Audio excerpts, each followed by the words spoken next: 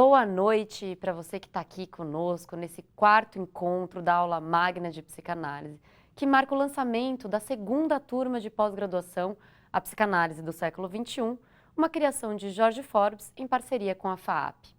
Eu sou Gabriela Tessitori, coordenadora acadêmica do curso, e estou te acompanhando ao longo dessa semana de conteúdos tão elucidativos acerca da psicanálise, da felicidade, da questão da saúde mental e dos dilemas do século XXI, para que você possa fazer uma espécie de test drive do curso de pós-graduação dirigido por Jorge Forbes. E hoje eu estou aqui para falar da FAAP. Você sabia que ela foi fundada pelo conde Armando Álvares Penteado em 1947? Penteado era de uma família de cafeicultores e empresários do setor têxtil e um grande admirador das artes e da tecnologia. Ao morrer, deixou um testamento em que destinava grande parte de seus bens para a construção de uma escola de belas artes e para fomentar a Escola Politécnica da USP. Essa Escola de Belas Artes era o início de um projeto cujo desdobramento foi a criação da FAAP. A FAAP se expandiu para outras áreas além das artes e das humanidades e hoje, como centro universitário com nota máxima no MEC, abriga 19 cursos de graduação como Administração, Relações Internacionais, Economia, Direito, além, claro, das artes visuais, design, moda e arquitetura. E tem ainda a pós-graduação, os cursos livres e os cursos de extensão. A FAAP possui hoje 2 campi, o de São Paulo e o de Ribeirão Preto. O campus de São Paulo abriga, além da graduação e do Colégio FAAP, o Museu de Arte Brasileira, que completou 61 anos agora em agosto e tem mais de 3.000 obras em seu acervo. Além do museu, a FAAP possui 2 painéis de vitrais que são verdadeiros cartões postais da Fundação e ficam no prédio 1. O primeiro reúne 59 projetos assinados por artistas brasileiros como Cândido Portinari, Fúvio Penac, Lazar Segal e Tarsila do Amaral. O segundo, o vitral que fica no teto do prédio, é de Cláudio Andujar. O MAB, Museu de Arte Brasileira, abrigou já diversas exposições de diversos artistas brasileiros, além de mostras internacionais com obras provenientes de museus como o Louvre e também do Pérgamo, de Berlim. A FAAP também conta com teatro desde 1976. Passaram por lá grandes nomes da dramaturgia brasileira, como Antônio Fagundes, Eva Vilma, Glória Menezes, Jô Soares, Marco Nanini, Marília Pera, Paulo Outram, Tarcísio Meira, Wagner Moura e Débora Falabella. Foi no Teatro FAAP também que Raul Cortez apresentou seu último espetáculo em 2004. A FAAP já formou mais de 50.000 alunos e muitos dos seus estudantes se tornaram profissionais de sucesso no mercado. Entre eles, podemos citar o atual presidente do Itaú, Milton Malahui, o artista plástico, José Leonilson, atual membro do Conselho de Administração do Bradesco, Denise Pavarina, o influenciador digital Paulo Cuenca, a atriz Bruna Lombardi, a cineasta Laís Bodansky e a cantora Thier. Muita gente de muita área diferente, né? A FAAP também tem tradição em receber pessoas de muito prestígio. Deram palestras aqui no campus de São Paulo grandes nomes como o ex-presidente dos Estados Unidos, Bill Clinton, a rainha Silvia da Suécia, o príncipe Albert de Mônaco, o empresário Abílio Diniz, o cineasta Francis Ford Coppola, a atriz sueca Liv Ullmann e o co-diretor executivo da Netflix, Ted Sarandos. A FAAP é realmente um lugar único e eu sou suspeita para falar. Entrei aqui como aluna em 2004 e nunca mais saí. Me formei em cinema, mas também cursei 4 anos de Direito. Sou apaixonada pela FAAP. Logo que eu me formei, eu entrei para dar aulas, ainda bem nova, e estou aqui até hoje como professora da instituição e coordenadora acadêmica do curso dirigido por Jorge Forbes, a Psicanálise do século XXI. Hoje nossa aula será com o professor da casa também, o Luiz Felipe Pondé. Jorge Forbes e ele debaterão sobre comportamento no século XXI e a psicanálise, à luz das transformações da pós-modernidade. E não se esqueça, eu estarei aqui no final para conversar com você novamente, então não desligue. Com vocês, Jorge Forbes e Luiz Felipe Pondé.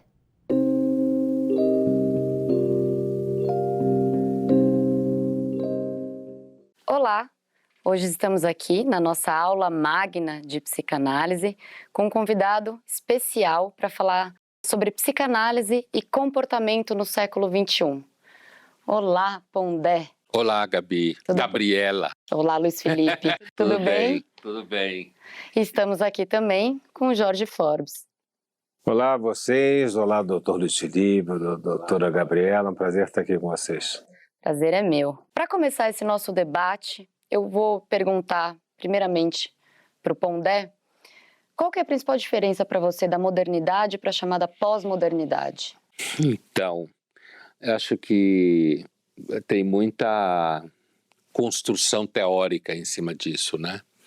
Se a gente for lá para trás, a gente pensar no Lyotard, por exemplo, a pós-modernidade ali foi pensada, como isso a gente está falando nos anos 80 do século XX, a pós-modernidade ali era pensada como uma espécie assim de rompimento das grandes narrativas. Ele vai falar do cansaço das grandes narrativas, que ali naquele momento podia ser compreendido como marxismo, psicanálise, mas grandes narrativas no sentido de que a gente encontrasse alguma teoria que desse conta da história do ser humano. Mas, na verdade, ali havia uma origem de um debate estético, né? Quer dizer, mistura de estilos, né? No sentido de você colocar, sei lá, vidro com pedra, com madeira, uma coluna grega no meio de uma casa com estilo funcional moderno. Então, essas rupturas das narrativas estéticas significariam justamente um cansaço de um cenário compreendido, inclusive socialmente, historicamente, politicamente, ancorado em grandes narrativas.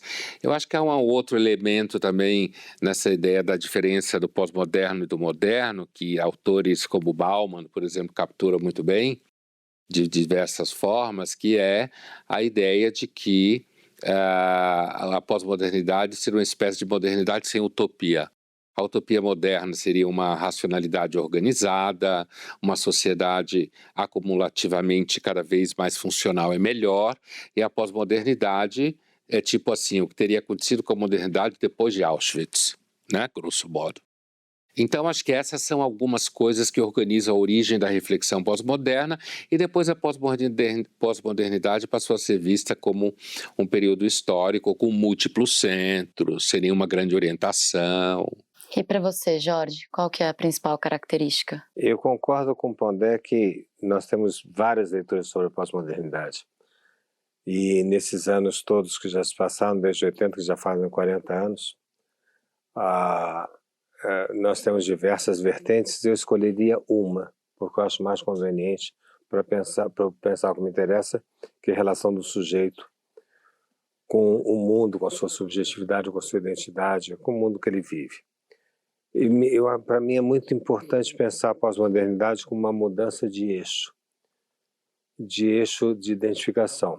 Eu entendo que nós tivemos 28 séculos de uma forma de identificação humana dentro de um eixo vertical. Mudaram os padrões. Primeiro um padrão natureza, depois um padrão Deus, depois um padrão razão, mas a arquitetura das organizações, das transcendências, ou seja, transcendência é uma palavra difícil, a pessoa ouve transcendência e diz, não estou entendendo. Está entendendo sim. Quer dizer, a torcida do Corinthians, a transcendência é o timão, tá? Então é alguma coisa... Você não precisava baixar o nível da conversa, assim, falando do Corinthians. Falou o palmeirense. Torcida do Santos, ou do Palmeiras, ou do São Paulo. Melhorou, não melhorou. É? Então a gente tem, em torno daquele padrão, daquele símbolo, as pessoas se organizam. O que eu acho interessante na pós-modernidade é que houve uma horizontalização, que normalmente é datada de 92, com o surgimento da web. Uma horizontalização do lado social, onde você tem uma sociedade multifacetada, uma sociedade, como diz o Bauman, já citado pelo Pondé, uma sociedade líquida que entra pelas frestas, que nos dá uma nova maneira de ser e de se orientar. E uma parte importante do meu trabalho que eu tenho me dedicado é exatamente a isso, é pensar quais são os efeitos sobre a subjetividade humana da passagem de uma época moderna, de uma época vertical, de uma época orientada, de uma ética padronizada, para um momento múltiplo como esse que a gente está vivendo, onde noções de responsabilidade substituem noção de disciplina, onde a noção de escolha substitui a noção do dever. Então, são aspectos que eu acho muito interessante a gente discutir. Dentro desses aspectos que vocês trouxeram da pós-modernidade, eu queria elencar um para vocês comentarem, que é a questão do amor e das relações afetivas. Então, sem entrar no mérito ou numa grande narrativa... O Hilger que dizia do amor, a gente precisa ter muito tempo para poder falar minimamente do amor. Então, olha aí. Se a gente for... alguns vão colocar em questão dizendo que o amor romântico é uma criação da literatura medieval, que recentemente, aliás, vou usar isso como exemplo, eu discutia numa aula de graduação, isso tem 2 semanas, né? A gente estava discutindo uma peça, uma tragédia, que tem uma história de amor muito dramática no meio, e eu, como sempre faço e sempre fiz, pergunto para os alunos, né? Quem já se apaixonou aqui? Ninguém levanta a mão. Aí eu falo, eu vou repetir, quem já se apaixonou aqui? Aí uma menina levanta a mão assim, timidamente e diz, Pondé, eu acho que isso já aconteceu comigo. Isso. Essa frase. Aí um outro menino do lado fala, Pondé, nós estamos no século XXI, não existe isso, certo? Então, assim, eu acho isso paradigmático. Não acho que a gente possa dizer com certeza que então quem está com 20 anos ou 19 não se apaixona mais ou não existe amor.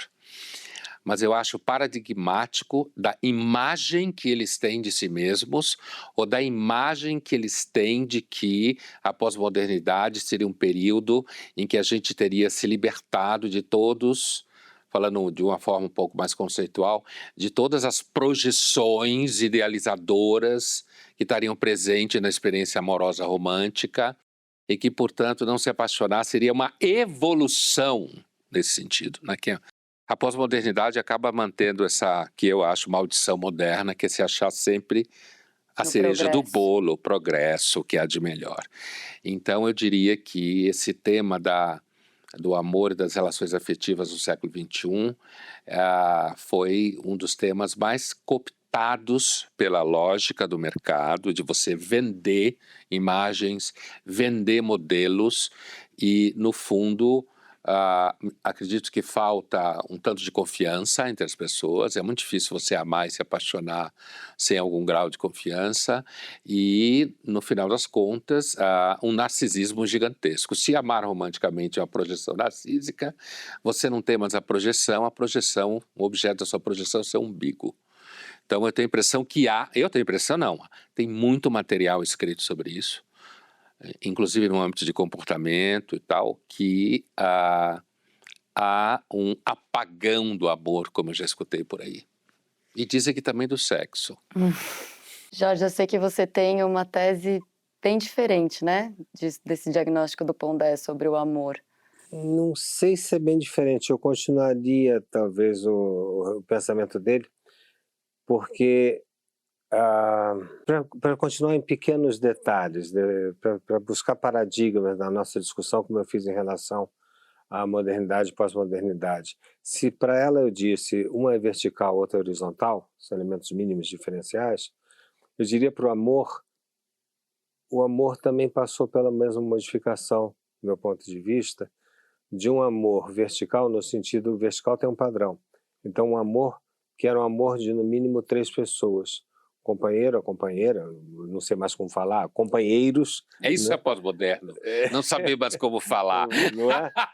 Companheiros, e uma coisa, estou com você por algo. Estou com você pela família, pela herança, pela religião, porque eu prometi para o seu pai, pelos filhos, porque será um risco eles serem educados por você, então vou ter que estar junto. Enfim, eu vejo um amor combinado, um amor patrocinado. E nesse momento, na pós-modernidade, quando você diminui a disciplina, como eu falei na pergunta anterior, e aumenta a responsabilidade, eu acho que é um amor sem razão. Mas não estou atacando o amor, estou dizendo um amor que você está com alguém e que você não consegue explicar porque você está com esse alguém. E se você está com alguém e não consegue explicar porque você está com alguém, nesse sentido, Pondé, eu vejo que é menos narcisista. Eu concordo com ele no sentido que há dois caminhos. Há uma febre narcisista, mas eu acho também que, ao contrário dessa febre narcisista, existe um momento muito interessante onde as pessoas, se suportarem não ter uma boa razão, eles conseguem suportar um amor sem porquê. Eu gosto daquela frase bem antiga, a rosa é sem porquê. O amor também é sem porquê.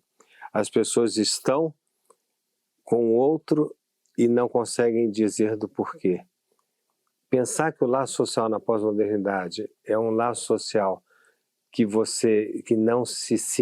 não é cimentado em uma razão, mas em algo que vai mais além da razão, eu acho muito interessante e já fiz alguns exercícios teóricos, por exemplo, sobre a música eletrônica, me perguntando por que 2 milhões de pessoas ficam juntas ouvindo uma música que não tem letra, que só tem diferenças rítmicas, e elas ficam juntas um dia inteiro dançando no meio de uma avenida. Como eu assisti uma Techno Parade, tinham 2 milhões de pessoas.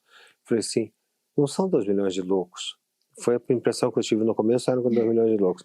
Mas depois eu falei assim, tem alguma coisa que faz essas pessoas estarem juntas sem a necessidade de uma explicação última do porquê. Bom, esse é um tema, realmente eu tenho trabalhado muito isso. Nosso amigo que vai estar conosco nessa conjunto de aulas, que está conosco nesse conjunto de aulas, Luc Ferry, tem um livro muito interessante sobre isso, A Revolução do Amor, e é um tema, me parece fundamental mesmo, da pós-modernidade. Um outro que eu traria aqui para pensar o contemporâneo, a pós-modernidade, sob o ponto de vista do comportamento e da psicanálise, é a questão da inteligência artificial. Ela está cada vez mais presente nas nossas vidas e ela está começando a modificar o modo como nós nascemos, o modo como nós morremos. Qual a sua visão sobre isso, Pondé? Eu acho que, do ponto de vista da duração do tempo, né, aquela expressão que o francês tem um termo extremamente preciso, que é a durée, né, que o Bergson, o filósofo da virada do 19 para o 20, falava tanto, a durée. Do ponto de vista da duração do tempo, eu acho que a tendência é a gente naturalizar a presença da inteligência artificial no nosso dia a dia. Um exemplo idiota é o que uma pessoa de 18 anos, como eu já escuto, por exemplo, alunos perguntarem há algum tempo, Pondé, é como se viajava antes do Waze? Ou mais antiga ainda, como era que se viajava sem celular? Né? Mas o caso do Waze, um exemplo de um algoritmo banal, mas que opera tendo uma visão de mundo oracular, digamos assim, né? Do ponto de vista geográfico. Então eu acho que do ponto de vista da duração do tempo cotidiano, das horas, a tendência será naturalizar isso daí, como a gente vai naturalizando tudo. E um belo dia, por exemplo, alguém poderá perguntar como é que alguém gerava filhos sem o uso da inteligência artificial para garantir os embriões, né? Como é que era isso? Para nós, parecido com alguém que comia ratos e considerava normal.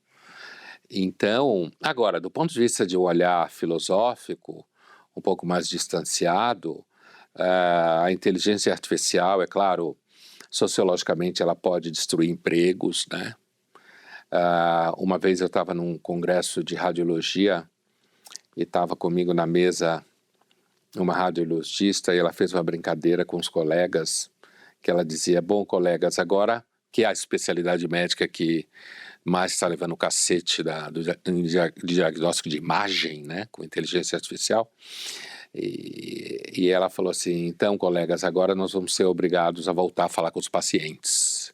Aí todo mundo deu risada, como que diz assim, puta que saco, vamos ter que voltar a falar com os pacientes. Então, acho que a inteligência artificial pode, de repente, criar, num momento assim de quase idealização do ser humano, a possibilidade dos seres humanos serem mais criativos. Aliás, o Walter Longo, que esteve conosco uma vez conversando, volta muito a esse assunto, né, de que a inteligência artificial ela vai dar ao se ocupar com a linha de produção, a inteligência artificial vai libertar de alguma forma o ser humano da linha de produção e poderá colocá-lo na linha de criação. Eu temo que, uma vez liberto da linha de produção, nosso velho Homo sapiens não saiba muito bem o que fazer com o tempo, porque eu não sei se todo mundo é o tempo inteiro tão criativo assim. Talvez a libertação da linha de produção também gere uma experiência de tédio gigantesco em relação à tal de rei a qual eu me referi, a duração do tempo, né? Mas, sem dúvida nenhuma, do ponto de vista, se a gente associar a inteligência artificial a atividades reprodutivas e médicas, eu acho que, olhando de longe, talvez seja uma ruptura, não para quem está vivendo, que naturaliza, mas uma ruptura da ordem, como foi a ruptura da invenção da imprensa, da máquina a vapor, do telefone, do avião, e que lá na frente alguém se pergunte, mas como é que era a vida antes da inteligência artificial? Que solidão era essa da inteligência humana sem ter nenhuma inteligência artificial à sua altura? E para você, Jorge, o que muda com a inteligência artificial? A meu ver, é a maior revolução que a gente está vivendo nos últimos muitos séculos. Eu acho importante a gente diferenciar a inteligência artificial fraca e forte. A fraca consegue coisas incríveis, como pôr uma nave em Marte. Fraca não quer dizer que ela possa fazer pouca coisa, mas o termo fraco quer dizer que ela não consegue pensar a si mesma, diferentemente da nossa inteligência. E a inteligência artificial forte, se um dia houver, substituirá a raça humana. Pessoalmente, não acredito que ela virá substituir, porque ela teria que transformar a essência do humano em logaritmo. O algoritmo, desculpa. Teria que transformar. E como a essência humana é vazia, não há o que captar para transformar. Então, agora, a segunda parte da questão seria o que faz essa inteligência artificial? Ela destrói empregos, como diz Luiz Felipe, e ela cria novos empregos também. Ela destrói empregos do radiologista, como ele falou, do motorista. Nós vamos ter motorista que não vai beber, que não vai precisar ficar buscando qual é, dormir no volante, né? Vão ter motoristas perfeitos, entre aspas. Isso quer dizer que a pessoa perde aquele emprego e vão ter novos. Resta saber se para esses novos empregos nós teremos capacitação, porque os 5 milhões de motoristas de ônibus de caminhão nos Estados Unidos que estão previstos perder emprego em 2 ou 3 anos, não estão capacitados para fazer novas atividades coligadas às atividades básicas deles, mas não estão preparados, e isso será um desafio enorme para a educação. Agora, fora isso, eu adorei o exemplo do radiologista. Realmente, na medicina, a radiologia, a primeira a ser atacada, a segunda a dermatologia, tudo aquilo que você pode transformar, né, captar e transformar no algoritmo. O radiologista vai ver uma chapa e vai tentar dizer para o seu paciente, para dar confiança, eu já vi 30 mil chapas dessa. E a inteligência artificial vai dizer, eu vi 30 milhões agora de manhã. Quer competir? Quem ganha mais? Então, quando essa colega médica disse, nós vamos ter que voltar a ouvir os pacientes, coisa chata, né? Me lembrou de uma conferência de Jacques Lacan. Ele vai à Sociedade Médica em Paris e pedem para ele falar sobre medicina e psicanálise. E ele vai dizendo, olha, vai surgir isso, vai surgir aquilo outro. O médico vai se transformar primeiro num funcionário dos laboratórios químicos, dos laboratórios farmacêuticos, vai ser um funcionário dos laboratórios ou dos engenheiros, como fazer coração artificial, por exemplo, né? E finalmente eles vão ficar inúteis, a não ser que eles saibam ouvir o paciente. Ou seja, o futuro da medicina é a psicanálise. Genial. Genial! C'est genial. Bom, se o futuro da medicina é a psicanálise, tem uma questão que eu queria trazer para vocês hoje, que está na ordem do dia também, no contemporâneo, principalmente no contexto pós-pandemia, que é a saúde mental. Como você vê essa hipertrofia da saúde mental hoje em dia, Pondé? Olha, eu às vezes tenho ido muito a eventos de educação e se fala muito, como serão as crianças, elas vão sobreviver esses 2 anos de pandemia e tal. E eu sempre faço uma pergunta que é: como é que você acha que as crianças que viveram entre 40 e 45 na Europa sobreviveram à Segunda Guerra Mundial? Mas isso na realidade, é um detalhe pequeno do que hoje me parece que a saúde mental hoje é, sem dúvida nenhuma, uma das grandes fronteiras do capital no século XXI, né?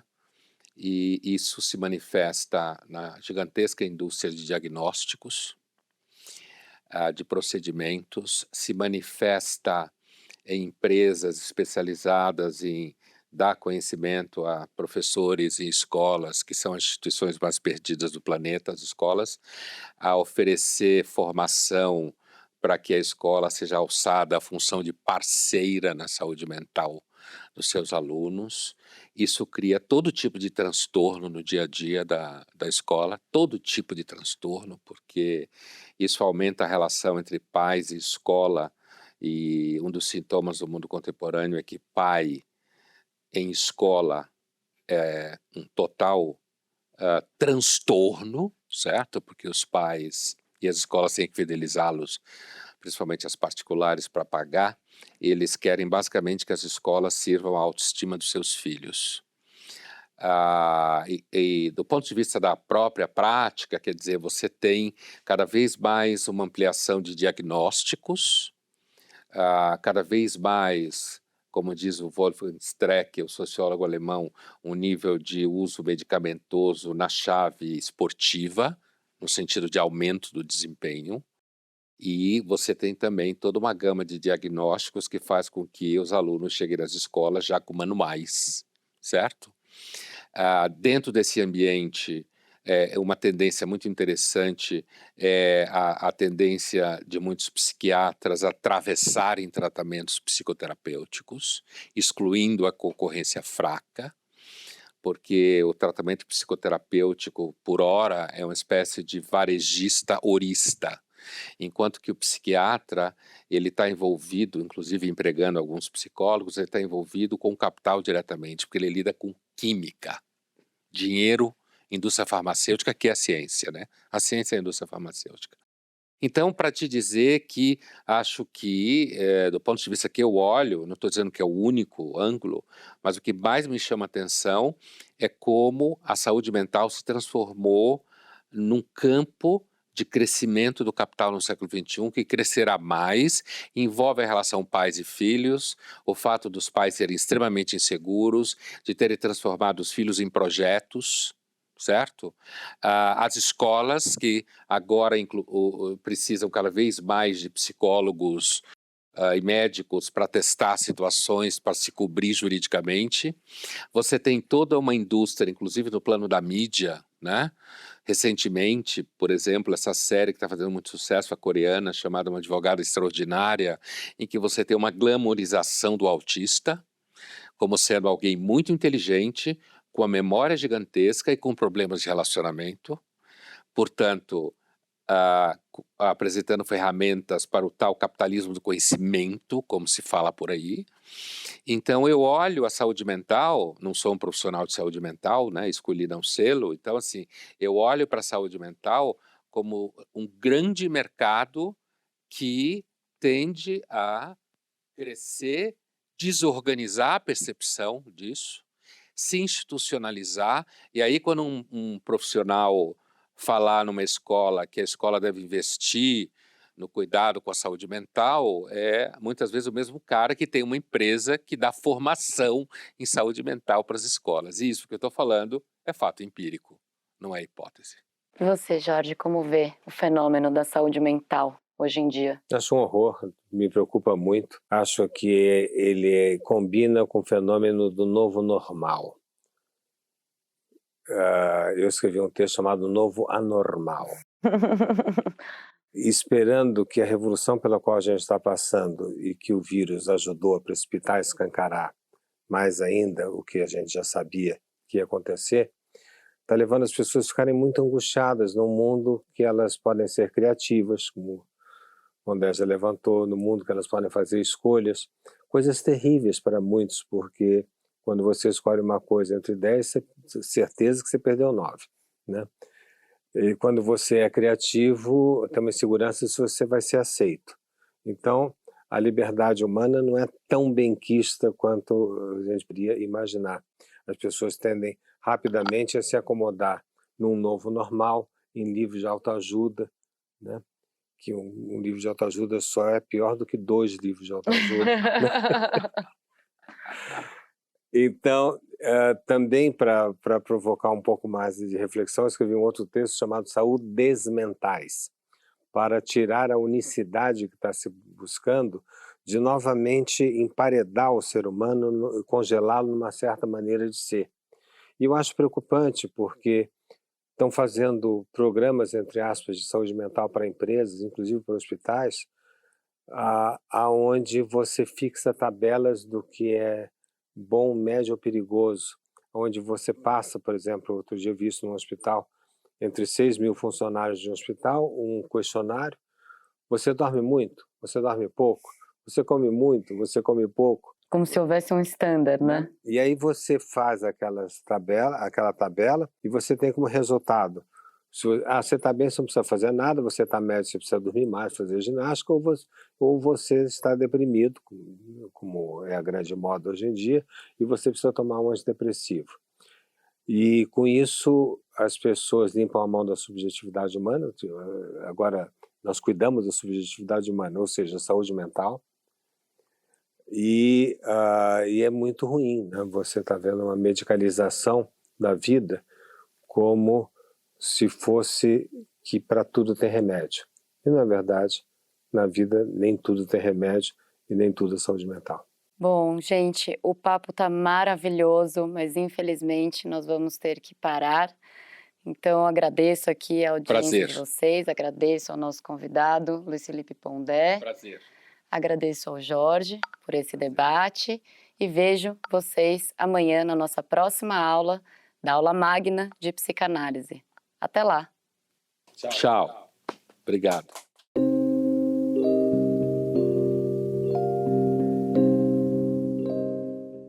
Bem-vindos de volta. Hoje, o Pondé e o Forbes falaram sobre as transformações da pós-modernidade e seus desdobramentos do ponto de vista da psicanálise e do comportamento no século XXI. Cada um deles deu a sua visão acerca das mudanças em Terra 2, na esfera do amor, no impacto da inteligência artificial na nossa subjetividade e na nossa vida em geral, e da atual questão da saúde mental. E aí, gostaram da aula? Amanhã nós nos vemos para o nosso último encontro da aula magna de psicanálise, em que eu farei uma entrevista exclusiva e ao vivo com Jorge Forbes. Estamos na reta final. Nos vemos então amanhã às 19 horas. Até lá!